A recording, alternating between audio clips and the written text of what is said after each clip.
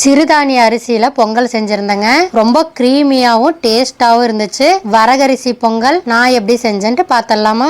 200 gram அளவு இருக்கிற இந்த படியில 1.5 படிக்கு வரகரிசி எடுத்திருக்கேன். 300 கிராம் அளவு 100 கிராமுக்கு பாசி பருப்பு சேர்த்து நல்லா கழுவிட்டு அரை மணி நேரம் ஊற வச்சுக்கிட்டேன். குக்கர்ல ரீஃபண்ட் ஆயில் சேர்த்திருக்கேன். ஆயில் சூடானதும் 1 டீஸ்பூன் மிளகு, 1 டீஸ்பூன் சீரகம், விரல் சைஸ் இஞ்சிய நல்லா சீவி எடுத்துக்கிட்டேன். கட் பண்ணி போட்டா குழந்தைங்க எங்க வீட்டுல சாப்பிட மாட்டாங்க.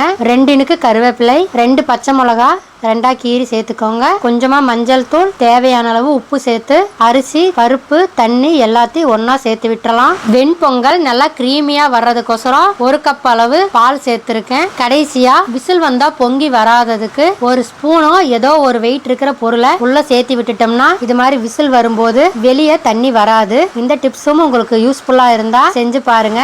நல்லா ஒரு 5 விசில் விட்டதுக்கு அப்புறமா நெய் சேர்த்து முந்திரி, பெருங்காயத்தூள் 2யுமே பொரிய விட்டு குக்கர்ல பொங்கலோட சேர்த்து நல்லா கலந்து விட்டு பரிமாறுங்க.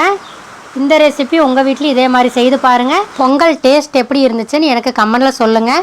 கூடவே தேங்காய் சட்னி வச்சுக்கோங்க. ரொம்ப க்ரீமியாக டேஸ்ட்டாக இருக்கும். இந்த வீடியோ பிடிச்சிருந்தா மறக்காமல் சப்ஸ்கிரைப் பண்ணிக்கோங்க, ஃபாலோ பண்ணிக்கோங்க. ஃப்ரெண்ட்ஸ் அண்ட் ஃபேமிலிக்கும் ஷேர் பண்ணி விடுங்க, லைக் பண்ணுங்கள்.